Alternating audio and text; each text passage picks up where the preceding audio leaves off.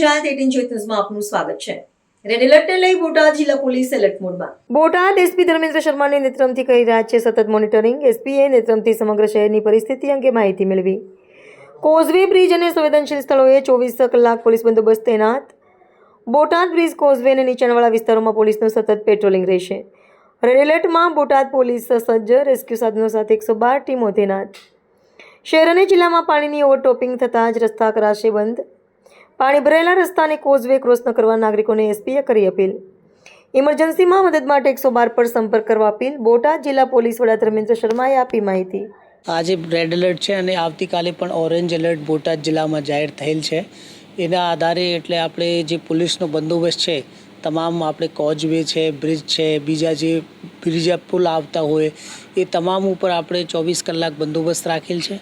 અને ત્યાં પણ એવું છે કે જ્યારે પણ પાણીની ઓવરટોપિંગ થશે ત્યારે એટલે રસ્તાઓ પણ બંધ કરી દેવામાં આવશે અને પોલીસ પણ ત્યાં રહેશે। બીજા જે પણ નીચાણવાળા વિસ્તાર છે એ નીચાણવાળા વિસ્તારો ઉપર પણ પોલીસની નજર છે અને ત્યાં પેટ્રોલિંગ ચાલુ છે। અત્યારે તમે જોઈ શકો છો તો આપણે નેત્રમમાં છીએ અને નેત્રમના સેન્ટરમાંથી પણ અમે લાઈવ એટલે કેમેરાની ફીડથી પણ આપણે જોઈ શકીએ કે કયા વિસ્તારમાં શું સ્થિતિ છે। અત્યાર સુધી સ્થિતિ સારી છે, પર કેમ કે આજે રેડ એલર્ટ છે તો આજ સાંજ સુધી એટલે વધારે વરસાદ થવાની સંભાવના છે।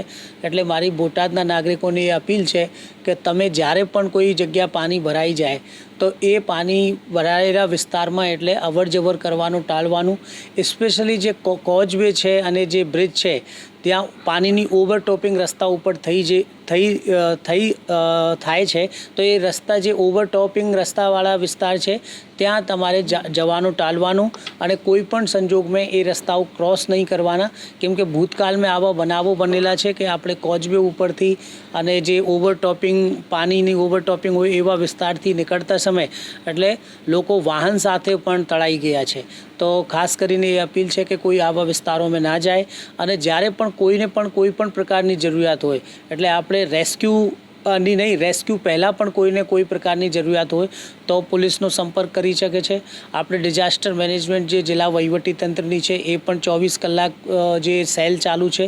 આપણે પોલીસનો 112 નંબર એટલે બધા વસ્તુઓ માટે એ પણ ખૂબ સારી છે કે 112 ઉપર તમે કોલ કરશો તો તમે પોલીસ પણ તાત્કાલિક મદદમાં પહોંચશે અને કોઈ પણ વસ્તુ એટલે તમે જરૂરિયાત હોય તો તમે તાત્કાલિક પોલીસનો સંપર્ક કરી શકો છો।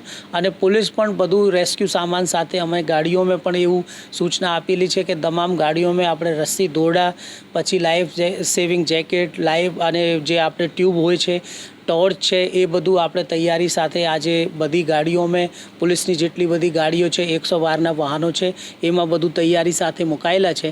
સાથે સાથે પોલીસને પણ એ સૂચના આપવામાં આવી છે કે આજે એવી રેડ એલર્ટ છે, આવતીકાલે પણ ઓરેન્જ એલર્ટ છે એટલે કટોકટીના સમયમાં 24 કલાક એટલે લોકો આપણે ફરજ ઉપર તત્પર હાજર રહેશે।